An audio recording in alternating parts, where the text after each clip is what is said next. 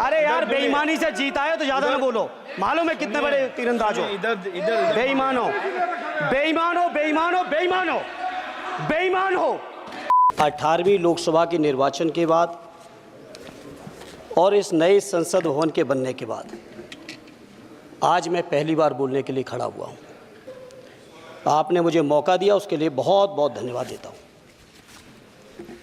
सभापति जी, सबसे पहले श्रद्धेय नेताजी को मैं नमन करना चाहता हूँ, जिन्होंने अपने संघर्ष, अपनी हिम्मत, साहस और अपने पूरे जीवन की तपस्या समाज के उत्थान के लिए, देश और उत्तर प्रदेश की तरक्की के लिए और समाज के हर व्यक्ति की तरक्की और खुशहाली के लिए उन्होंने जो अपना पूरा जीवन समर्पित किया है, सबसे पहले मैं आपके माध्यम से उनको नमन करना चाहता हूँ। माननीय सभापति महोदय, श्रद्धेय नेताजी ने हम लोगों को अपने समाजवादी विरासत में इंसाफ और इंसानियत, न्याय और हक की लड़ाई करना सिखाया है। उस लड़ाई को हम लोग बखूबी अपने नेता आदरणीय अखिलेश यादव जी के नेतृत्व में शानदार तरीके से उस विरासत को न केवल लड़ रहे हैं, बल्कि नेताजी के हर सपने को पूरा करने तक हम लोग चुप बैठने वाले नहीं हैं। सभापति महोदय, बजट एक व्यापक विषय है और जब इस विषय के बारे में सोचते हैं तो समझ में नहीं आ रहा कि कहाँ से शुरू करें, क्योंकि देश में आज कोई वर्ग नहीं बचा है। कुछ चुनिंदा उद्योगपतियों के बारे में बात नहीं करूंगा, लेकिन देश के 140 करोड़ लोगों में से कम 95% लोग ऐसे हैं जो आज पूरी तरह से बर्बाद हैं। एनडीए की ये सरकार 11वां बजट पेश कर रही है, लेकिन इस 11वें बजट के बावजूद अगर मैं देखता हूं तो समाज की जो गरीबों के लिए सबसे ज़्यादा ज़रूरी चीज़ें हैं, स्वास्थ्य का है तो स्वास्थ्य 2023 और 24 में बजट घटा दिया है। किसानों का बजट जहां यूपीए के सरकार के समय 2014 तक 5.5 था, वहीं 24 आते आते ये 3.15 रह गया है। शिक्षा का बजट जहां 2013 में 4.77 था, आज 23-24 आते आते ये 2.5% रह गया है। इसी तरह से जितनी भी ज़रूरी चीज़ें हैं, सभापति महोदय, मुझे कहने में कोई संकोच नहीं, ये जो बीजेपी की एनडीए की सरकार है, ये सरकार पूरी तरह से गरीब विरोधी, किसान विरोधी, नौजवान विरोधी, बुनकर विरोधी, छात्र विरोधी, दलित विरोधी, पिछड़ा विरोधी, मजदूर विरोधी, जितनी भी अगर उपाधियां दी जाएंगी सभापति महोदय वो कम हैं। और मैं कोई राजनीतिक भाषण नहीं दे रहा हूं, मैं उदाहरण सहित आपको जब नंबर आए तो बोल देना, और हमें पता है आपका नंबर भी नहीं आएगा आपकी पार्टी में, ये भी पता है हमें। सभापति महोदय, श्रद्धेय नेताजी ने हमेशा कहा है कि चुनाव में या जनता के बीच किया हुआ वादा अगर आप पूरा नहीं करते हैं तो वो भी एक सबसे बड़ा भ्रष्टाचार है, और उस भ्रष्टाचार में अगर किसी ने वर्ल्ड रिकॉर्ड बनाया है तो बीजेपी की और एनडीए की सरकार ने बनाया है। सभापति महोदय, 2014 के चुनाव के समय प्रधानमंत्री जी ने वादे किए कि 2 करोड़ रोजगार हर साल मिलेंगे। स्वामीनाथन जी, जिनको भारत रत्न दिया है, सरकार को मैं धन्यवाद देता हूं, लेकिन वो धन्यवाद अधूरा है जब तक उनकी सिफारिशों को नहीं मानते हो। 2007-8 से लगातार मांग चल रही है देश में कि स्वामीनाथन जी की जो सिफारिश है किसानों को 1.5 गुना समर्थन मूल्य देने का, एमएसपी की गारंटी देने का, कानूनी हक और अधिकार देने का, उस गारंटी को आज तक नहीं माना, आज तक नहीं माना, आज तक नहीं माना। स्वामीनाथन जी को आज तक नहीं माना। अध्यक्ष जी, डिस्टर्ब ना करिए। सभापति महोदय, मेरा टाइम इसमें काउंट नहीं होगा। आप इधर, अरे यार बेईमानी से जीता है तो ज्यादा ना बोलो। मालूम है कितने बड़े तीरंदाज हो। इधर बेईमान हो, बेईमान हो, बेईमान हो, बेईमान हो, बेईमान हो। चलो, स्वामीनाथन जी की आपने नहीं मानी, एमएसपी आपने लागू नहीं की। कितनी बढ़िया बातें कि खाद पे हम सब्सिडी बढ़ा रहे हैं, पहले 50 किलो को 45 किलो, फिर 45 किलो को 40 किलो, और मुझे लगता है कि एक तीसरा कार्यकाल पूरे होते होते केवल 10 ही किलो बचेगा खाद के कट्टे में, इससे ज़्यादा नहीं बचेगा। मंडी एक नहीं बनाई, आत्महत्या इतनी कर रहे हैं किसान। और किसान अगर अपनी एमएसपी की मांग करते हैं, हजारों किसान यहीं दिल्ली की सीमा पर मारे जाते हैं, और आप सोचते हो कि आपकी बात को कोई समझेगा नहीं। सभापति महोदय, नौजवानों को कितना गुमराह किया गया। नौजवानों से कह दिया गया हर साल 2 करोड़ रोजगार। मैं आज सवाल पूछता हूं अपने नौजवानों की ओर से, बताएं भारतीय जनता पार्टी के लोग और सरकार में बैठे लोग, 10 साल आपने राज कर लिया है, आखिर 20 करोड़ नौजवानों को रोजगार कहां है? अरे छोड़िए यार, अबे कोई नोटिस नहीं लेता तुम्हें, छोड़ो कोई नोटिस नहीं लेगा तुम्हें। 20 करोड़ नौजवान के रोजगार का हिसाब कहां है? आज 11वें बजट में जब याद आई तो वो भी ट्रेनिंग की बात करते हो। मैं कहना चाहता हूं IIM, IIT के नौजवानों को रोजगार नहीं दे पा रहे हो। आप सोच रहे हो इंटर्नशिप के इस छोटे से शगुफे से नौजवान खुश होंगे? देश के नौजवान खुश होने वाले नहीं है। सभापति महोदय, शिक्षा के मसले पर लगातार बजट घटाया जा रहा है, लगातार सरकारी शिक्षा कम की जा रही है, और ये बीजेपी की सरकार की लगातार प्रयास है कि नौजवान शिक्षित होंगे तो सवाल पूछेंगे। देश की JNU से लेके BHU से लेके MU से लेके जितने बड़े संस्थान हैं, सारे संस्थानों को बर्बाद कर दिया है। एक भी दलित, एक भी पिछड़े, कहीं आपका वाइस चांसलर नहीं है। लगातार जितने भी आपके professor, associate professor, assistant professor की नियुक्तियों में RSS का जब तक कोई फंडामेंटल कोर्स नहीं करेगा, बेसिक कोर्स, तब तक उसकी नियुक्ति नहीं होगी। आप क्या सोच रहे हो देश नहीं देख रहा है नौजवान? UGC का बजट लगातार कम किया जा रहा है।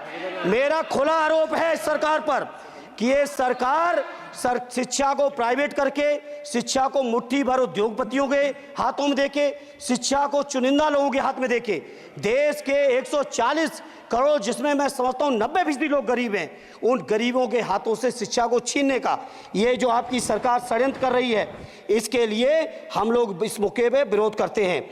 लगातार फीस बढ़ा रहे हैं, शिक्षकों की कमी है, रोजगार आप दे नहीं पा रहे हो, सामाजिक असमानता। सभापति महोदय, 2014 में जिस समय सरकार बनी थी NDA की, उस समय देश की जितने भी जो आर्थिक चीजें थी, जो वेल्थ थी, उसमें पिछड़ों की हैसियत 17% थी, 17%, और आज 10 साल की NDA की सरकार के बाद पिछड़ों की आर्थिक हैसियत हो गई है केवल 9%।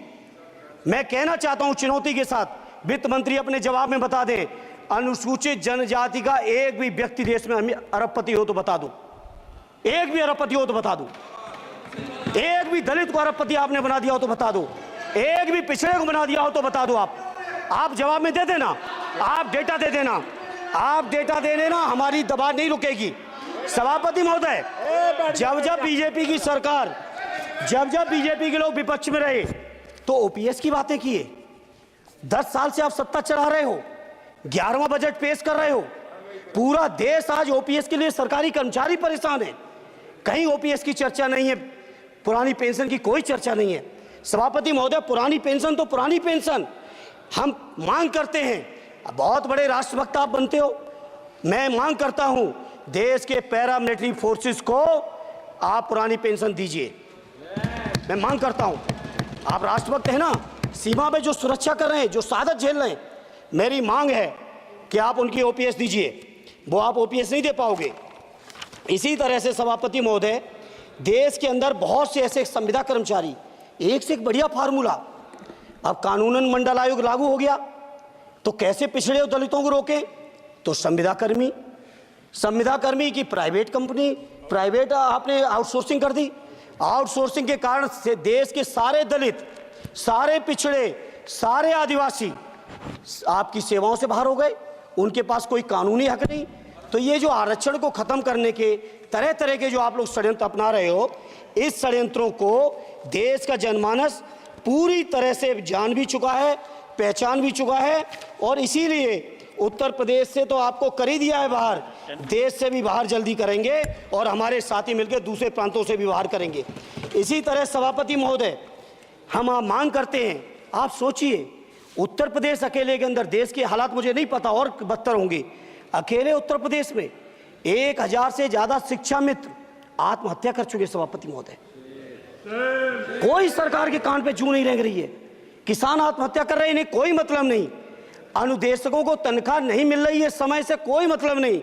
आंगनबाड़ी महिलाएं परेशान हैं, इनको कोई मतलब नहीं सभापति महोदय। आपकी आशा बहुएं, आपकी ये रसोईया महिलाएं, आपकी आंगनबाड़ी, पंचायत सहायक, रोजगार सेवक, मैं समझता हूं सभापति महोदय यहाँ बैठे हर सदस्य के पास इनके क्षेत्रों का ये डेलीगेशन जरूर मिलता होगा और मांग करता होगा कि कम से कम हमारा मानदेय बढ़ाया जाए, हमें स्थायी किया जाए। सभापति महोदय, इसके लिए सभापति महोदय मेरी पार्टी के किसी भी मेंबर से हम नंबर कम कर लेंगे, टाइम, मेरा टाइम बढ़ा दीजिए, बढ़ा दीजिए, कोई भी मेंबर हमारे लिए दे देंगे टाइम, हम लोग दे देंगे। इसलिए सभापति महोदय, इन सभी समस्याओं के लिए मैं आपसे कहना चाहता हूं कि इनका समाधान करिए, और नहीं समाधान करेंगे तो अभी तो बैसाखी पे बन गए, बिहार और आंध्रा को पैकेज देखे फिर देश में कितने राज्यों को पैकेज दे पाओगे। अरे वित्त मंत्री जी, उत्तर प्रदेश से आते हो, इतना भी हक नहीं कि पूरे बजट भाषण में एक बार उत्तर प्रदेश का नाम आ जाता। इतना अयोध्या से नफरत हो गई, अयोध्या से अवधेश जी क्या जीत गए, आप लोगों को इतनी नफरत हो गई कि एक भी उत्तर प्रदेश का एक बार भी नाम नहीं आया सभापति महोदय। इसे मैं आज इस मौके पर सभापति महोदय देश के गरीबों, किसानों, नौजवानों, व्यापारियों, बुनकरों सभी की ओर से कहना चाहता हूं, ये बजट देश विरोधी बजट है। कुछ समस्याओं के लिए सभापति महोदय संवेदनशीलता के साथ मैं कहूंगा सरकार को विचार करना चाहिए। श्रद्धेय नेताजी जब रक्षा मंत्री थे, उन्होंने व्यवस्था दी थी कि देश के अंदर जो भी सैनिक शहीद हुए हैं उनको ससम्मान उनके घरों पे जाके राष्ट्रीय सम्मान के साथ उनकी अंत्येष्टि हो। मैं उन्हीं की परंपरा को आगे बढ़ाते हुए एक और मांग करता हूं सभापति महोदय कि जो हमारे शहीद जिनकी अंत्येष्टि स्थल जहां कहीं भी बना हो, जिस भी परंपरा से बना हो, अरे आपको कुछ नहीं पता है, अरे यही तुम्हारे सैनिकों के लिए यही तुम्हारा भाव है। सभापति महोदय, आप बोले सर। सभापति महोदय, मेरा अनुरोध है अग्निवीर की योजना खत्म की जाए। ये 4 साल के सैनिक से देश की उतनी मजबूत रक्षा नहीं हो सकती। नौजवानों को गुमराह करके केवल 4 साल, उन्हें दो ना 60 साल तक रिटायरमेंट, 4 साल बाद वो कहाँ नौकरियां ढूंढेंगे। इसे मेरी मांग है अग्निवीर की योजना खत्म की जाए। साथ ही साथ मेरी एक मांग और है कि जो शहीदों की शहादत स्थल है उसको शहीद स्थल के तौर पर डेवलप करने के लिए केंद्र सरकार को अतिरिक्त बजट देना चाहिए। मैं नहीं समझता हूँ इसमें किसी को कोई दिक्कत होनी चाहिए। इसी तरह सभापति महोदय, बातें बहुत लंबी लंबी की जाती हैं, थोड़ा सा मैं अपने क्षेत्र के बारे में कहूँगा। आदरणीय हमारे नेता माननीय राममूर्ति वर्मा जी ने भी कहा है, माननीय लालजी वर्मा जी ने भी, जो बाढ़ की समस्या है, जो समस्या बिहार में है नेपाल से पानी छोड़ने की, वही समस्या उत्तर प्रदेश की भी है। और विशेषकर पूर्वी उत्तर प्रदेश में अगर आप चलिए तो खीरी से शुरू करेंगे, पीलीभीत खीरी से लेके पूरा आप चले जाइए और एकदम कुशीनगर बॉर्डर तक, बिहार बॉर्डर तक पूरी की पूरी समस्या है। घाघरा जब आती है तो मैं समझता हूँ इन जिलों के लाखों लोगों को तहस नहस करके चली जाती है। जितना विकास होता है सभापति महोदय, बरसात के समय वो सारा का सारा विकास पूरी तरह से खत्म हो जाता है। इसलिए मेरी मांग है केंद्र की सरकार से कि बजट आप पास कर रहे हो तो कम से कम उत्तर प्रदेश से इतनी नफरत ना करो। 2 बार तो उत्तर प्रदेश की दम पे ही बैठे थे और तब भी ये वित्त मंत्री जी हंस रहे हैं, इनके यहाँ भी आता है, बाढ़ तो जाती होगी महाराज, बसता तो नहीं होगा, कुशीनगर बसता नहीं होगा, आपका मऊ बसता नहीं है, आजमगढ़ बसता नहीं, अम्बेडकर नगर बसता नहीं, बहराइच बसता नहीं, खीरी बसता नहीं, श्रावस्ती बसता नहीं, पीलीभीत बसता नहीं, बलिया बसता नहीं है, कुशीनगर बसता नहीं है, गोरखपुर बसता नहीं है। इतने जिले तो हमारे उत्तर प्रदेश के प्रभावित हैं। तो बिहार की तरह से एक विशेष पैकेज हमारे उत्तर प्रदेश के लिए भी दे दो। कम से कम इतना तो कहने की हिम्मत रखो, केवल चीखने के लिए बैठे हैं सब के सब। सभापति महोदय, दूसरा एक मैं बात, हमसे पूर्व जो सांसद रहे हमारे आजमगढ़ के, बड़ी लंबी लंबी बातें की, गोरखपुर से आजमगढ़ होते हुए बनारस तक का हमने रेलवे लाइन स्वीकृत करा दिया। सभापति महोदय, मैंने जब पता किया अधिकारियों से तो सच्चाई ये है कि अभी उस पर एक भी पैसे का बजट का आवंटन नहीं है, नहीं है बजट का आवंटन।